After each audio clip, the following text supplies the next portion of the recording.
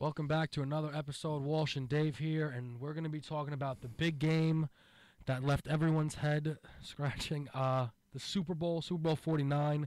We saw the Patriots win 28-24 over the Seattle Seahawks in quite dramatic fashion. Dave, opening remarks on the game. Wow, where do I begin here? First off, worst play call in NFL history. In any scenario, Absolutely agree. worst play call in NFL history. Pete Carroll, that's going to haunt you for the rest of your career. And how do you not give the best running back the ball? When the previous play, he got 4 yards. He dragged the whole defense 4 yards. And they didn't give him the ball. He's the hardest runner in the NFL on the 1 yard line. 9 times out of 10, if not 10 out of 10, he's going to score that ball. And the Patriots knew it. Like the looks on all the faces, like, oh no, not this again. After that, but on the play before the running play, that crazy catch, and that David Tyree type catch, you were like, oh my God, is this happening again? And which wow. And then the cornerback, what a read. He said he knew what play they were running just by the look of it, because he scouted it and watched the video and he jumped the route and interception. Wow. I was in shock. This is what I think, to me, is like, obviously, I mean, the most surprising thing being that play, but an underrated shock. Belichick not calling a timeout. I don't understand that. I mean, if they ran the ball like they should have, they would have had the Patriots 19 seconds to go down and get a field goal. I mean, granted, I guess they would have salvaged 2 timeouts. I'm assuming Belichick was like, oh, they're just going to run it in. I'll have 19 seconds. I think Brady can get it done. But why is he, like, Belichick not taking those timeouts to me was, like, I was just like, oh, he's messed up here now. He's going to give him no time. Then all of a sudden, the ball is in the Patriots' hands, and it's game over. I have to think that he was thinking if he did take that timeout, he would lose a timeout and lose a good portion of the field. Because if he takes that timeout and doesn't have that timeout, he cannot throw the ball in the middle of the field. Because the fact that if he threw a deep pass to the middle of the field, it's going to take them a good 7, 8, 9 seconds to get up the field. Well, the thing is, he had 2 of them, though. Yeah, but you want to have more than one. You need that in that situation. But I mean, if you have 40 seconds, then if you think about it, in this Giants Super Bowl, he let them score and did not pay off. Yeah, so I guess maybe. I guess he learned from his mistakes. I don't know.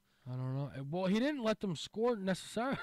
Well, we don't know if they would have ran the ball. Maybe he would have let them score. We don't know. That's what I would have assumed. I don't. Very, very interesting all around. A crazy game, but hats off to the Patriots. It kind of pains me to say they deserve it, but they won. Now the question looming after the fact: Tom Brady, best quarterback ever, in your opinion? I have to think so, and the only reason why I want to put him ahead of Joe Montana, even though Joe Montana got there 4 times and won all 4 times, is because Joe Montana played in a day where they didn't have a salary cap, and he had a Jerry Rice. Tom Brady didn't necessarily have a Jerry Rice. He didn't. Yeah, and he had to have a salary cap throughout his whole career. So it wasn't like the Patriots are going out and signing these big guys. I mean, Tom Brady has had a big guy, Randy Moss, but he's never won with him. I mean, Tom Brady won all of his Super Bowls without a huge name. Gronk? Yeah. Mike O'Donnell's the best tight end ever? Yeah, but he's not Jerry Rice. No, I mean, no one's Jerry Rice, but I don't think you can discredit Joe Montana. I think if you're going to give it to Tom Brady, I don't think it should be for the purpose that Joe Montana had him. I'm going to be completely honest. I still struggle to not give it to Peyton Manning. I understand, he has those clutch questions, but he's got every record there is. I say best regular season all time, but has the most career losses in the postseason. That has to stand for something. Yeah. That has to have a way on, some big matter. You can't. Tom Brady just kind of broke all the playoff records, the TD records. So he in my eyes, he has to be ahead of Peyton Manning just for the playoff records. But how about? I mean, all right. So it's pretty obvious. In leaps and bounds, Brady better than Peyton. Playoff. Yeah. But I mean, leaps and bounds. No, Peyton Manning better than anyone. Yeah, in the regular season, yeah. Let me get this straight. There's no wrong answer to this question. This debate can go on all day. It's who you like more, who you think in the playoffs. It's a lot of different scenarios. I mean, yeah, because obviously come playoff time, I think Peyton Manning might be the second Manning you choose. Yeah. But, I mean, so it's very up in the air. But I think without a doubt, Tom Brady's legacy is completely solidified, and there will never, regardless if people find out that he was a part of Deflategate, Spygate, it doesn't matter. Tom Brady will always be one of the greatest quarterbacks to ever play the game of football. Without a question, Tom Brady he was clutch. Even though he threw 2 picks in this game, Which I did call. I just want to say. I Yeah, said yeah. 2 picks. You have to at least give me that. he did come back from a 14-point deficit. Yeah? Yeah, and he drove that team back, and he had no running game whatsoever in this game, and that was very surprising. They shut down Blunt like all game, and Tom Brady just had to go back with himself. He by himself he took this whole team back into that game, and it was very impressive to see that. Now, obviously, this is what happens. One season's done. We're already talking about the next season. Do you think you could see either of these two teams representing their respective conferences next year? Do you think we could see a rematch? What are your predictions per both team? I'll start off with the Seahawks. I think they're going to take a big step back because they have to pay Russell Wilson now. He's the last person out of that maybe big group to get paid, and he hasn't gotten paid yet. He's going to have at least $15 million a year. I've heard that he might become the highest paid quarterback. Which is ridiculous. I agree completely. But regardless, he's going to get paid, so that's going to take up a portion of his salary. They're not signing Marshawn Lynch. He's gone. Just they can't pay everyone. They have to let go of some people, and they're going to probably lose some people on the defensive side of the ball. I do not see the Seahawks repeating. Maybe they'll make the playoffs, but they're not going to repeat. The Patriots, I can 100% see them going back to the. I could see them going to the Super Bowl. They're definitely going to win that division, just because of that division is so easy, and they're playing the NFC East, so they're going to play. They're going to play the Redskins. They're going to play the teams that they're easily beaten, and I could definitely see them going back. Whoa! Don't give me the NFC East. Cowboys. Oh no! I said the teams that are easy to beat, like the Redskins. There's only going to be one easy NFC East team come next year. Oh, we don't know how they're going to look, but we'll get to that. We'll get to that. Okay. Personally, I think that it really is just going to depend on how the Seahawks. It depends who's starting. If they don't get Marshawn Lynch or get a good replacement, that's going to really, really, really hurt Russell Wilson's abilities to be an effective quarterback. And also, I mean, Sherman possibly getting Tommy John. That could be bad. That's huge. I mean, and, can we talk about that arm break? Did you see that arm break? Oh wow, kid made a great play though. Oh my God. But I mean, that's Great very play. unfortunate. So we don't. The reason why I can't be so sure that the Seahawks are going to be what they were this year and the year prior, I don't know who's going to be their starters. As far as the Patriots go, as long as it says Brady on the back of the jersey of their quarterback, they can win it all. And that's just how I feel, especially with weapons like Julian Edelman, Amendola, and Gronk. Offensively, the thing is, though, they might lose Revis.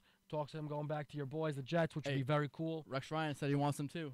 I don't know. He's looking at it. I think we're going to see him representing a New York team regardless, if it either be New York or Buffalo. Okay. Now, for our closing thing here, early predictions here. I want a team that you could see making a jump from what they were this year to a Super Bowl contender. This is an outside thought. I don't want any bias because I'm a Jet fan. I could see the Giants making a jump, the New York Giants, because they have some talent coming this upcoming season. They have Victor Cruz coming back. We all seen Odell Beckham Jr. is a monster. Eli Manning, if he plays any capable of how he's capable of playing, and if the defense shows up, they make a signing or two. They signed Marshawn Lynch. That is my prediction. They're going to sign Marshawn Lynch because they need a running back. This team could be dangerous. The NFC East is tough with the Eagles and the Cowboys, but I could definitely see them making a run. The only thing I'm going to say is I could see Marshawn going back home to Oakland. I mean, he's definitely a homebody. I don't think he cares, honestly. Also, Cruz and Beckham, wow. Eli, enjoy. The line has problems. The defense has problems. I'm not really going to be sold on the Giants all that yet. A team, though, and I promise this isn't bias. I am an Eagles fan. If they can shore up this secondary in the offseason, that is a Super Bowl team. And if they can finally keep a healthy quarterback for all 16 games. That is the big question, the quarterback position. But Nick Foles is a good enough quarterback. It's just, can he stay healthy? The injury issues that come with Michael Vick are obvious. It was Nick Foles' first time being hurt.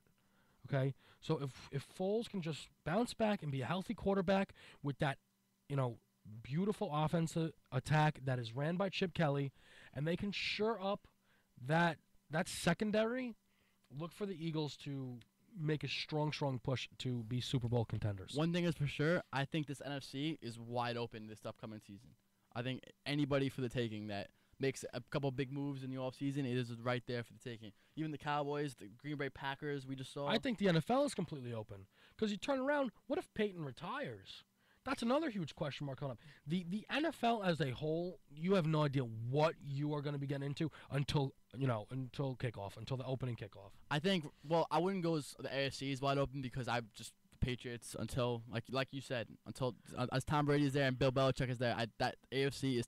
They have to go through the Patriots. Yeah, but no we'll matter see what, because you know what? If they lose Revis, that could be a huge hit to that defense. So obviously they have to go through the Patriots, but we will see what other teams make the appropriate moves to be big time contenders out there in the AFC. I'm really interested to see where these key free agents land, like a Revis or a Marshawn Lynch. I really want to see who makes the big moves because we've all seen teams come up and make big moves and maybe they don't pay off necessarily. Like the Denver Broncos last offseason, they made these all big splashes and it didn't pay off, but yeah, we'll see. I want to see who makes the big move that's gonna make a Super Bowl run. It's definitely gonna be very interesting. That is all the time we have. I'm Walsh. That's Dave. Thanks for joining us.